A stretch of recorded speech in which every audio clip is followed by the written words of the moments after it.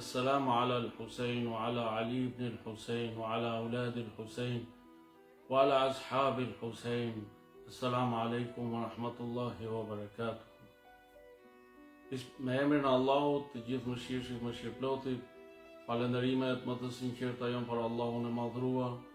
Paqja e bekimet e Allahut qofshin mbi profetin Muhammed, mbi familjen e tij të pastër, mbi shokët e tij të zgjedhur dhe mbi të gjithë të dërguarit dhe profetët e Allahut të madhruar.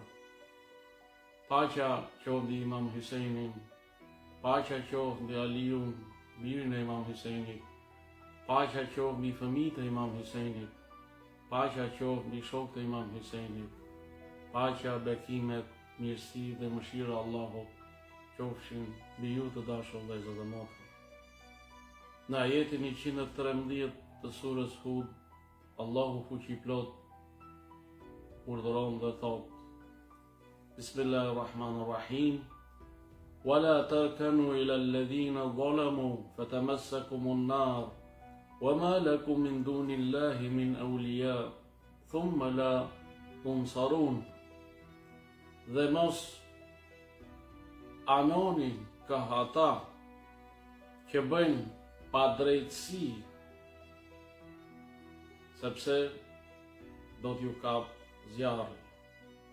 Ju nuk keni përveç Allahut mbrojtës, pastaj nuk do të ndihmohen. Ky ajet i bekat na urdhëron dhe na thotë që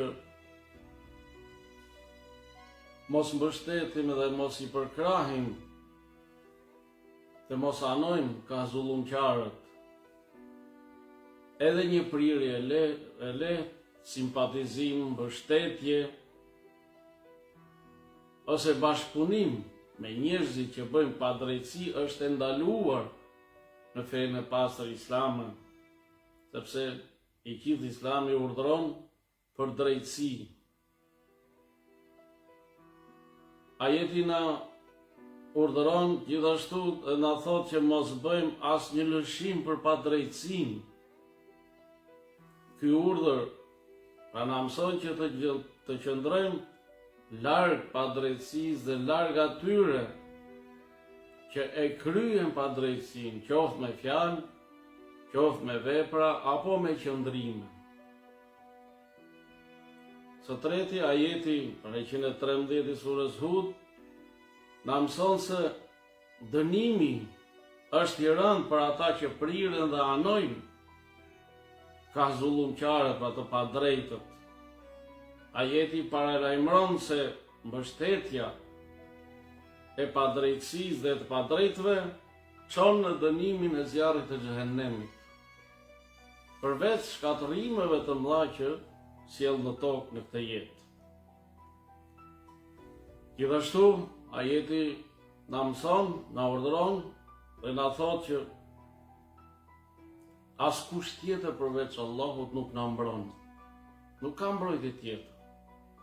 Nëse dikush priret nga padrejtësia apo mbështet zullumqarët, nuk do të ketë mbrojtës tjetër dhe as ndihmëtar që ta shpëtojë nga dënimi i zjarrit të xhehenemit. Prandaj,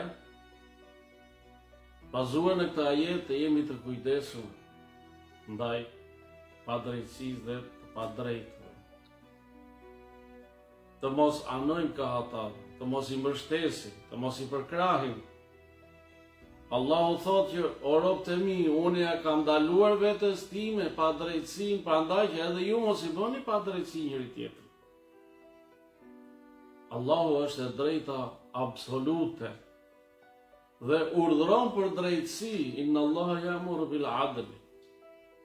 Prandaj edhe ne duhet të urdhërojmë për drejtësi, të jemi më të drejtën, ta përkrahim të drejtën dhe ta kundërshtojmë të padrejtën dhe të padrejtët. Edhe revolucioni i Imam Husejnit, paqja qoftë mbi të, bazohej në shkaqe të ndryshme që janë të shumta. Mjafton të lexosh me vëmendje, me gjaktësi historinë islame veçanërisht pra në kohën e periudhën pra në e Imam Husejnit a.s. Dhe do të shohim, do të dalin në pashkaqet përse Imam Husejni u ngrit për revolucion. Shkaku i parë që e bëri Imam Husejnin të çohej të ngrihej për revolucion ishte tirania dhe padrejtësia e sunduesve e përhapur në atë kohë në mesin e muslimanëve.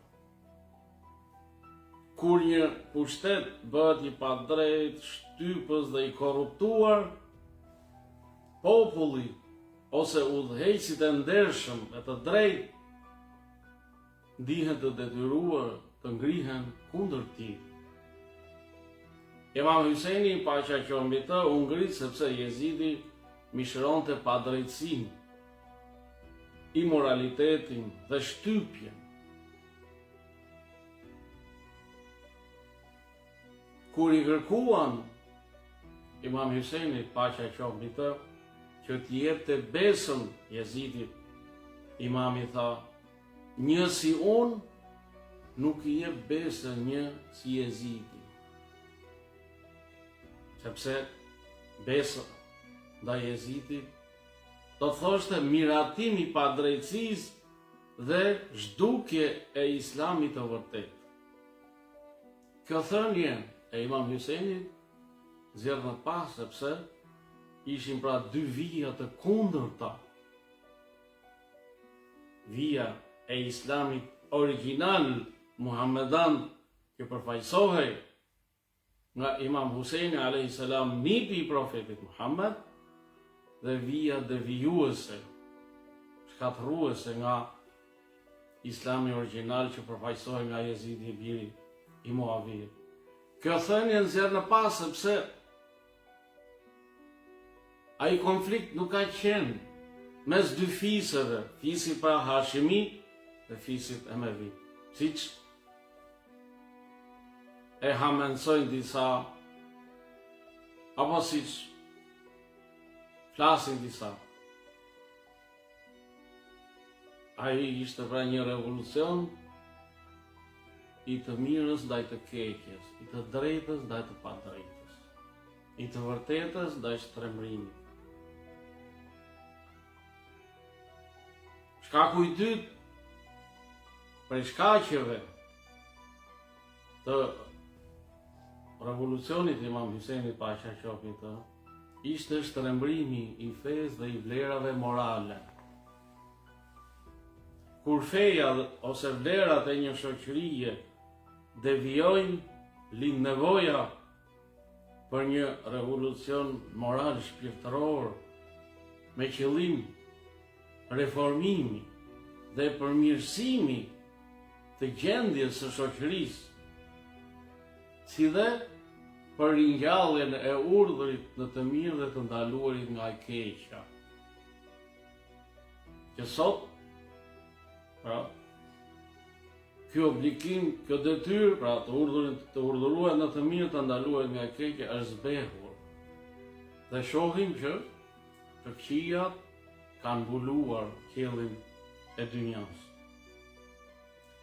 Të urdhëruarit në të mirë dhe të ndaluarit nga e keqja ishte pra shkaku dhe qëllimi i revolucionit Imam Husejnit, i cili i tha Muhammed ibn Hanafijin: "Unë nuk kam dalë për të bërë prishje në tokë, as për të bërë padrejtësi. Unë jam ngritur, pra, për të përmirësuar ummetin e gjyshit tim, profetit Muhammed sallallahu alaihi wasallam. Dua të urdhëroj në të mirë dhe të ndaloj nga e keqja dhe të rrugtoj në rrugën e gjyshit tim dhe babait tim Aliu. Sepse rruga e tyre është rruga e Allahut që plot." Në histori, pra historianët përmendin se pas vrasjes së Imam Husejnit, Jezidi ka thënë: "Bijtë e Hashimit luajtën me pushtetin, dhe se erdhi as shpallje e as engjëll. Pra një mohim total i shpalljes e i profetit, i profetësisë. Pra thotë që nuk erdhi as shpallje, as engjëll, pra nuk ka zbrit Xhebraili, nuk ka ardhur as Kur'an as gjë. Pra ky ishte Jezidi. Këtë thënie transmeton Tabariu dhe Ibn Shejbe e të tjerë në veprat e tyre të historisë.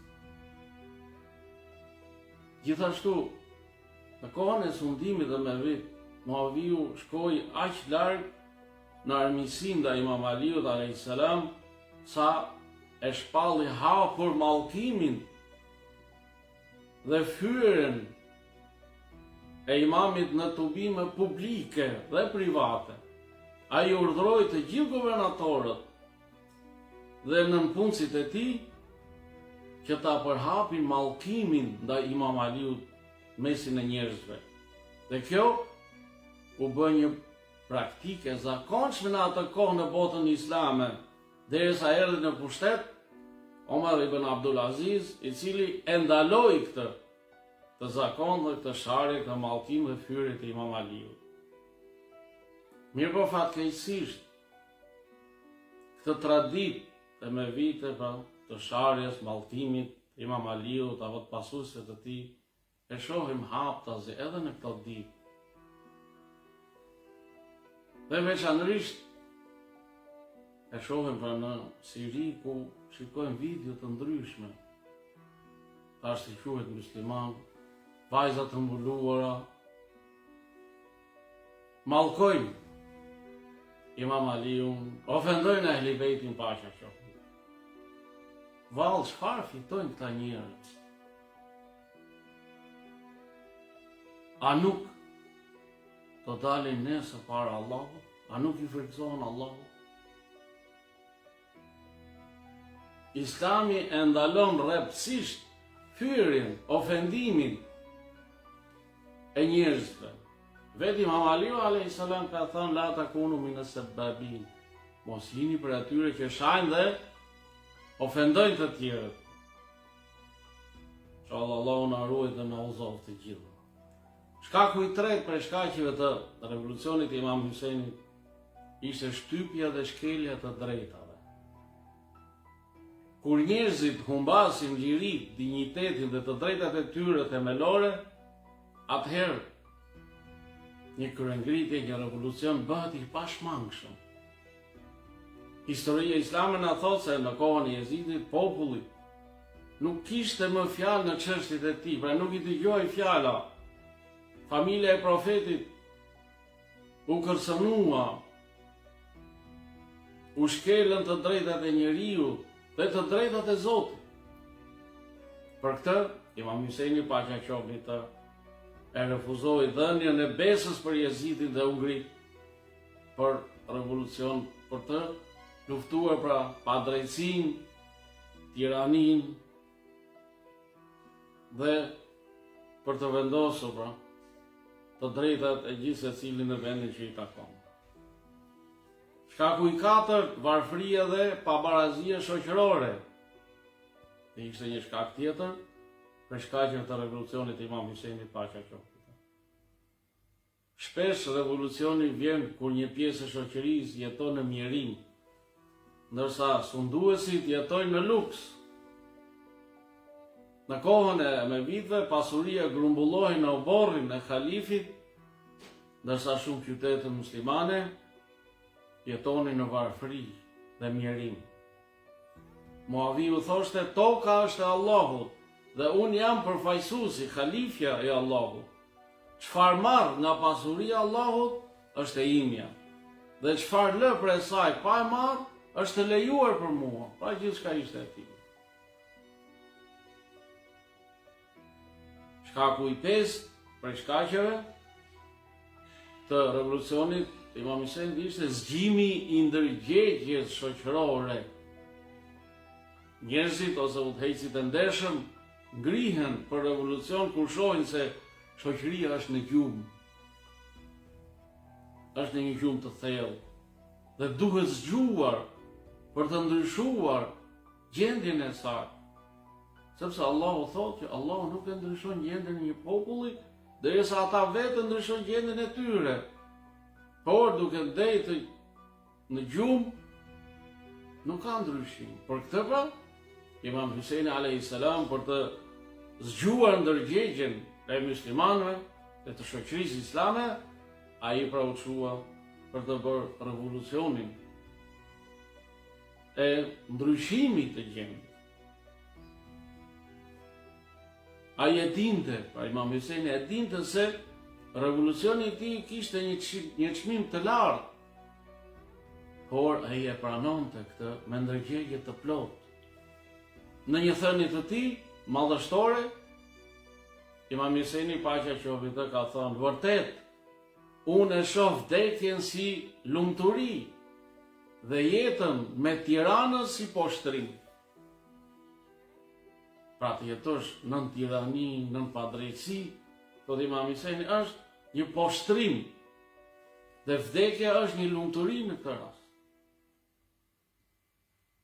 Pra qëllimi i revolucionit të Imam Huseinit paqja qoftë te ishte të zgjonte ndërgjegjen e fjetër të ummetit të gjyshit të tij, profetit Muhammed sallallahu alaihi wa alihi, që të mos pajtohej me padrejtësinë. Dhe së fundmi pra ai Imam Huseini sakrifikoi jetën e tij, fëmijët e tij, shokët e tij, që gjaku i tij të bëhet mesazh zgjimi për ummetin.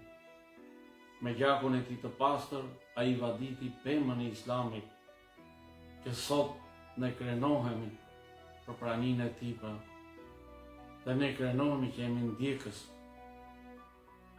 të Islamit. Të dashur vëllezër dhe motra, përsa përmendëm më lart,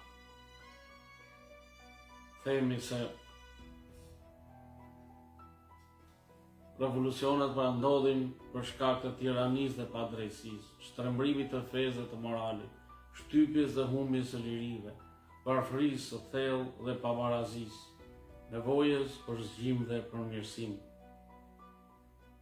Të dashur vëllezër dhe motra, Islami na urdhëron që të jemi të drejtë dhe të paanshëm, të refuzojmë padrejtësinë në çdo formë, të mos e justifikojmë padrejtësinë e askujt, të qëndrojmë në anën e të shtypurve dhe të drejtës, të kujdesemi të mos bëhemi bashkëpunëtor në mëkat ose dhunë, qoftë drejt për së drejtë ose tërthorës. Revolucioni i Imam Huseinit paqja qoftë te ishte një thirrje për drejtësi, një dritë për liri, një shembull për të gjithë ata që kërkojnë të vërtetën. Të gjithë pra të jemi me të drejtën. Ummeti Islam në këtë ditë është provuar me një sprovë të madhe. Dhe ajo ndodhet në Palestinën e pushtuar në Gaza, ku gjendet padrejtësia më e madhe, tirania më e dhunshme, gjenocidët, vrasjet, dhe të gjithë flasin që agresori ka të drejtën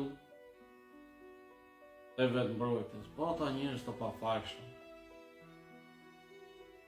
nuk kanë të drejtë të vetëmbrohen. Është një sprovë e madhe për ummetin e profetit Muhammed. Le t'i lëm ndarjet sektare, le t'i lëm bindjet politike, të përqendrohemi tek ndihma dhe përkrahje të drejtës atyre fëmijëve të pafajshme që vriten dita ditës. Të përpiqemi të luftojmë që të vihet drejtësia në vend, të zhduket pa drejtësia. Për sa kohë në tokë, mbi tokë pra ka Jezid, do të ketë dhe Huseini. Vetëm mos e harrojmë. Prandaj Imam Huseini alayhis salam është shembull për të gjithë muslimanët, qofshin të ehli sunetit, qoftë të shiitët apo kushdo qoftë. Imam Huseini është shembull i të gjithë liridashëve. Imam Hussein a.s. na mëson që të jemi të fortë, të qëndrueshëm, të bindur se e vërteta do të fitojë. Si thot Allahu, ja al-haq wa zahiqa al-batil inna al-batila kana zahuqa.